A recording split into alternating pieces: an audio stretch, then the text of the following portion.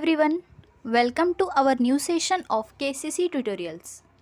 तो बच्चों, आज हम लोग 10वीं कक्षा के मराठी अक्षर भारती बुक के सेकंड पोयम पढ़ने जा रहे हैं, संतवाणी, जिसमें हम अलग दो संतों के रचाए हुए अभंग इसमें पढ़ेंगे। तो वीडियो स्टार्ट करने से पहले आपको एक रिक्वेस्ट है कि आपको अगर हमारे वीडियोस अच्छे लगते हो, इसका फ़ायदा होता हो, तो इसे ज़्यादा से ज़्यादा लाइक, शेयर और कमेंट करें और हमारे चैनल को सब्सक्राइब करें। तो चलिए शुरू करते हैं हमारी पोयम संतवाणी।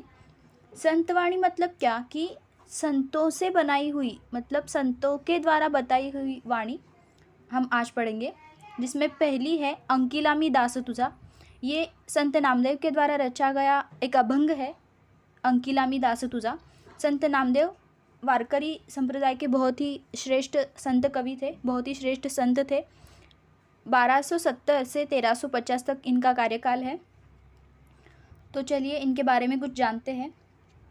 वारकरी संप्रदायातील थोर संत कवि संत नामदेव जो थे वो बहुत ही थोर संत कवि थे वारकरी संप्रदाय के। वारकरी संप्रदाय मतलब जो विट्ठल भक्ति करते हैं, भगवान विट्ठल की पूजा करते हैं, वो सब वारकरी संप्रदाय के आते हैं, वारकरी संप्रदाय के होते हैं। वारकरी संप्रदायातील ये थोर संत कवी थे। संत नामदेवांची अभंग रचना अतिशय उत्कट असून त्यांच्या अभंगाची भाषा सुबोध, सरळ आणि साधी आहे। संत नामदेव ने जो भी अभंग रचे हैं, इनकी लैंग्वेज जो है, अभंग की जो लैंग्वेज है, ये बहुत ही सिंपल और सरल है और बहुत ही सुबोध है। इनकी अभंग की जो भाषा है बहुत ही सुबोध है, मतलब बहुत सारे बोध हमें उनमें से मिलते हैं, बहुत कुछ सीखने को मिलता है। त्यांनी हिंदीतही रचना केली आहे, इनके बहुत सी रचनाएं हिंदी में भी है। पंजाबात जाऊन त्यांनी भागवत धर्माची पताका फडकवली, भागवत धर्म का प्रचार प्रसार इन्होंने किया और पंजाब में ज़्यादा फेमस थे ये, मतलब पंजाब में भी उन्होंने भागवत धर्म का प्रचार प्रसार किया है। वहाँ पर भी उन्होंने बहुत सारी रचनाएं की हैं, वहाँ पर भी बहुत उपदेश दिए हैं लोगों को। शिखांच्या गुरुग्रंथ साहेब या ग्रंथात त्यांची 61 कवने समाविष्ट असून भक्त नामदेवजी की मुखबानी या नावाने ती प्रसिद्ध आहेत। शीख लोगों का जो धर्म ग्रंथ है गुरु ग्रंथ साहिब, या इस ग्रंथ में इनकी 61 कवने मतलब जो उपदेश, जो सार इन्होंने बताया है, जो रचनाएं की है, ये उस ग्रंथ में लिखी गई है। किस नाम से? भक्त नामदेव जी की मुखबानी, इस नाम से ये लिखी गई है और ये बहुत प्रसिद्ध है। पंजाब में अगर हम देखेंगे तो बहुत प्रचार प्रसार इन्होंने किया है भागवत धर्म का, हिंदू धर्म का। प्रस्तुत अभंगामध्ये संत नामदेवांनी विविध दृष्टांतातून परमेश्वर कृपेची याचना केली आहे। ये जो अभंग अभी हम पढ़ने जा रहे हैं, तो इस अभंग में संत नामदेव ने क्या किया है, बहुत सारे एग्जाम्पल से भगवान को ये प्रार्थना की है, भगवान को ये विनती की है कि आपकी कृपा मुझ पर बनाए रखना, हम पर बनाए रखना। बहुत सारे एग्जाम्पल्स उन्होंने वहाँ पर दिए हैं। विविध दृष्टांतातून मतलब डिफरेंट एग्जाम्पल्स। दृष्टांत मतलब क्या? उदाहरण, एग्जाम्पल्स उन्होंने दिए हैं। तो अभी हम देखते हैं कि इसमें क्या है।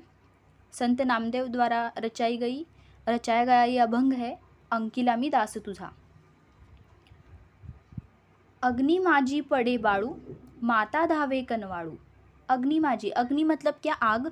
आग में अगर कोई बच्चा गिरता है, पड़ता है, अग्नि माझी, माझी मतलब मध्ये, अग्नि में अगर कोई बच्चा पड़ता है, बाळू मतलब बाळ, छोटंसं बच्चा, तो क्या होता है, उसकी जो माँ होती है, माता धावे कनवाड़ू, उसकी माँ जल्दी से भागकर उसके पास आती है, जो बहुत ही कनवाड़ू है। माता हमेशा, माँ हमेशा कैसी होती है? कनवाड़ू, मतलब बहुत ही प्रेमल, दयालु होती है हमारी माँ।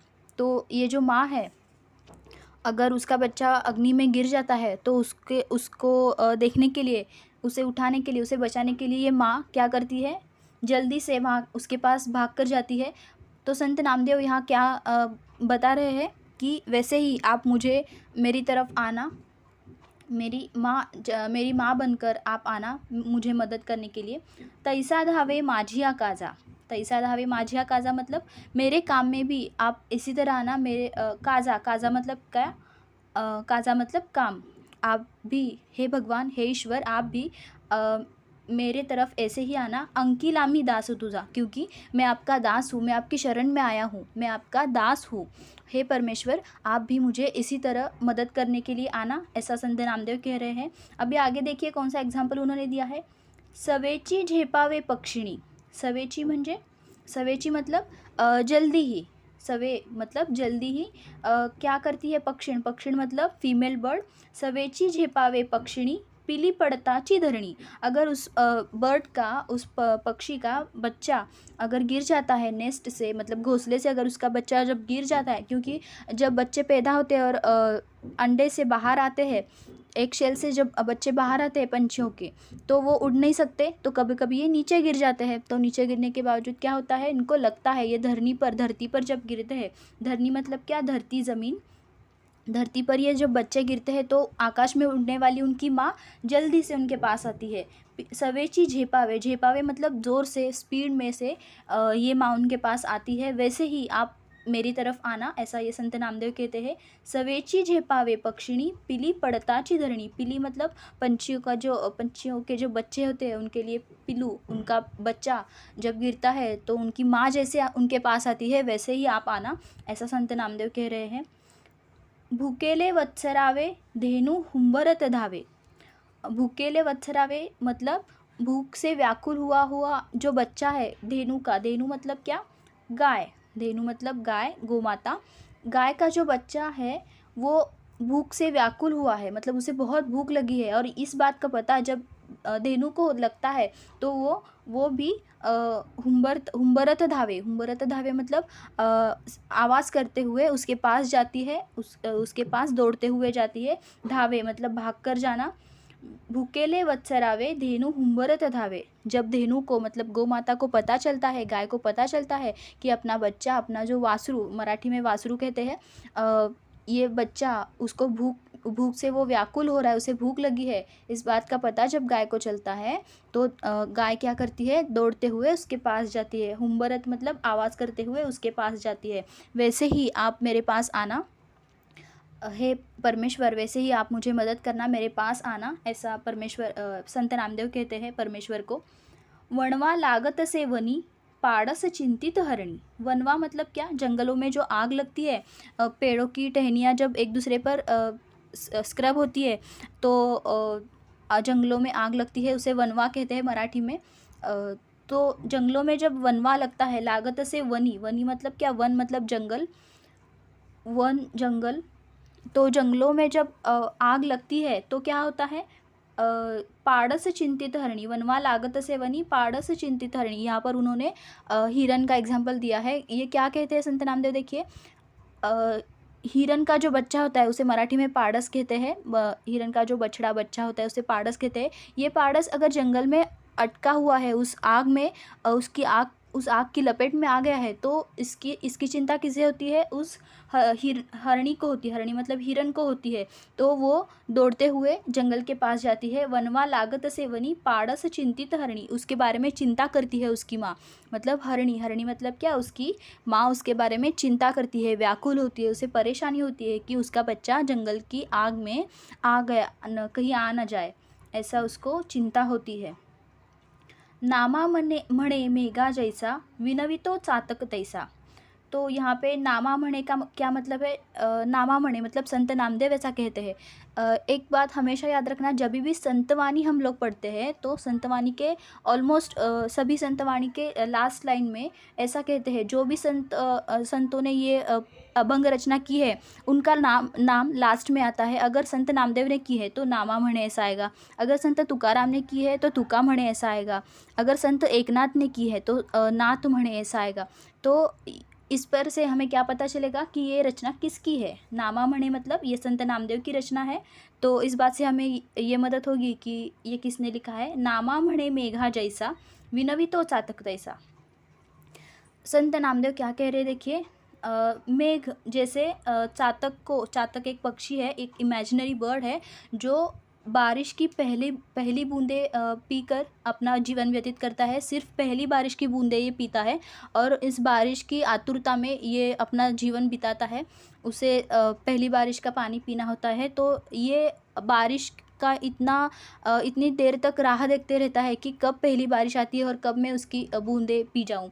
ऐसे इसके लिए वो आतुर रहता है। उसकी आतुरता यहाँ पर उन्होंने एग्जाम्पल बताया है कि नामा म्हणे मेघा जैसा विनवितो चातक से तैसा। मेघ मतलब क्या, जो बादल होते हैं उनको ये विनती करता है चातक पक्षी की जल्दी से बूंदे गिराओ ताकि मैं पानी पी सकूं। नामा म्हणे मेघा जैसा विनवितो चातक तैसा। ये चातक पक्षी जो है वो मेघों को विनती करता है कि आप बूंदे बरसाओ, पानी बरसाओ। वैसे ही मैं आपको प्रार्थना करता हूँ, हे ईश्वर, हे भगवान, आप अपनी कृपा मुझ पर बनाए रखना। ऐसी याचना, ऐसी प्रार्थना संत नामदेव इस अभंग रचना से करते हैं। बहुत सारे एग्जाम्पल्स इन्होंने दिए हैं, जैसे कि माँ अपने बच्चों को संकट में देखते हुए उसके पास जैसे दौड़ती है। एक पक्षी मतलब एक बर्ड अपने बच्चों को जब वो ज़मीन पर गिरता है तो उसके पास जैसे दौड़ती है। एक हिरन अपने बच्चा जो आग में है उसके लिए चिंतित होती है, वैसे ही उसके पास दौड़ती है। और एक गाय जो जब उसे पता चलता है कि उसका बच्चा वासरू भूखा है, प्यासा है, तो उसके पास जाती है। उसी व्याकुलता से, उसी प्यार से आप मेरी मदद करने के लिए आना, मेरे पर कृपा आपकी बनाए रखना। ऐसा संत नामदेव इसमें भगवान को, परमेश्वर को प्रार्थना करते हैं। नामा म्हणे मेघा जैसा विनवितो चातक तैसा। तो इस तरह से ये अभंगवाणी संत नामदेव जी का ये अभंग यहाँ पर ख़त्म होता है। अगर आपको हमारा ये वीडियो अच्छा लगा हो तो इसे ज़्यादा से ज़्यादा लाइक, शेयर और कमेंट करें और हमारे चैनल को सब्सक्राइब करें। And thank you for watching our videos and good bye.